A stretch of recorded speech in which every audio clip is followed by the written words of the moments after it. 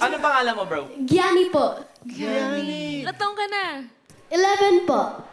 Ito naman ang dimples mo. Meron akong tanong. Alam mo, grabe yung, bukod sa grabe mong boses, yung aura niya, no? Yung parang, yung charisma niya, sobrang, may tanong ako, nagmo-model ka ba somewhere? I believe you were able to do some modeling out of the country. Yes po, sa Paris, Milan, Japan, New York, and many other countries na rin. Masayang-masaya po and honored kasi dun po sa Milan, Italy, naging front act po ako ni Michael Cinco. I just started theater acting recently po, pero nag-act na din po ako siguro nung 5 years old po ako or something. Nakuha na po ako sa mga commercial, tapos nakasama na din po ako sa Liwanag sa Dilim kasama si Kalin Ramos, Rita Daniela at Anthony Rosaldo. Sumali po ako ng The Voice Kids para po parang redemption. Gusto ko pong patunayan na magaling po ako at ngayon sa tingin ko po magiging champion na po ako.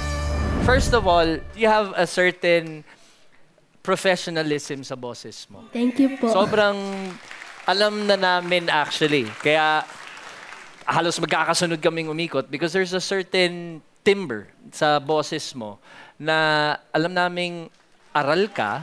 Sobrang galing. Yung control mo sa boses mo, it's to the best of them. Yung taas, yung range mo, it's malawak. Kaya, you know, congratulations. You got 4 chairs para umikot para sa'yo. Thank you po. Yan ako may tanong. Para sa'yo, para kanino mo inaalay yung pangarap mo na maging singer? Well, unang-una po, para po kay Lord. Tapos susunod na lang po para sa akin at sa pamilya ko po. Very good answer. Kasi kami sa Team Beng Kada, tutulungan ka namin na matupad yung pangarap na yun sa mga kaya namin. So, Thank you po. You know what? The good thing about this, bro, it's all up to you. It's your choice. So, sino sa amin ang pipiliin mong coach?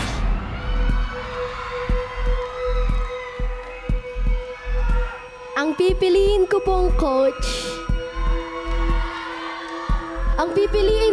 coach, ay Ben and Ben.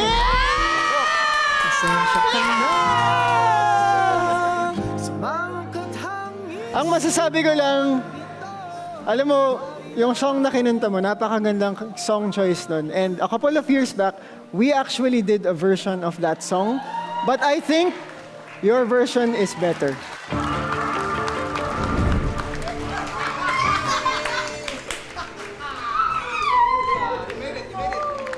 Oh, warm up pa lang yan mga kapuso. Diyan lang kayo dahil mas lalo pang aangat ang tensyon at iingay ang sigawan dito para sa pangarap ng mga mahuhusay na young talents ng bansa. Kaya sabay-sabay natin yung pusuan dito lang sa The Voice Hits!